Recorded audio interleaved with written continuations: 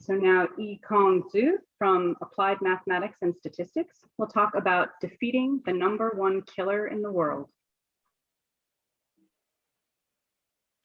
What is the #1 killer in the world, you may ask?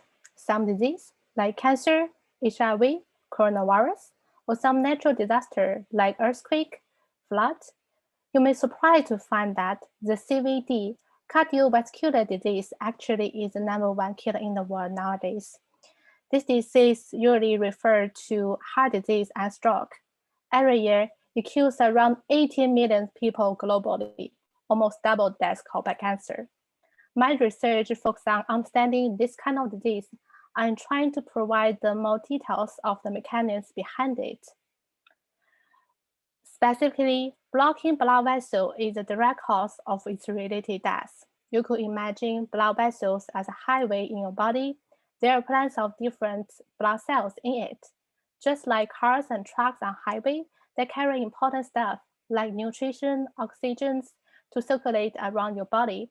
Once the blood vessel blocked, it may directly lead to the organ's dysfunction and even causing death. If that happens in your brain, it may cause stroke, and if that happens in your heart, it may cause heart attack. Why blood vessels blocked? Let us take a look at the main player here, platelet. Platelet is the smallest one in blood cells. It is too tiny, so it only could be seen on the microscope. As the name shows, usually it looks like a plate or a donut. Once the blood vessel is damaged, it will send out a signal. Once receive that signal, the platelet will travel to that area and transform into its active status. That means it will grow long spikes, just look like a spider, and they will rapidly gather together and form a plot, then stop that area from bleeding. However, platelets could be very dangerous in some situations. For example, if there are too many platelets, or the platelets are not in their healthy status, or the platelets are activated by other factors, then the risk of platelets gathering increase.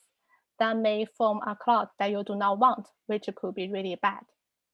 Since the platelets are too tiny, it is really hard to control and conduct the real experiments in labs. So our group is simulating the blood vessels and platelets using supercomputers. We want to answer how different conditions will influence the platelets gathering. For example, the speed of the blood, the platelet thickness. We're trying to provide more details for the future therapy development. Hopefully, our work will contribute to the world by defeating the #1 killer and help people who may suffer from it. Thank you very much.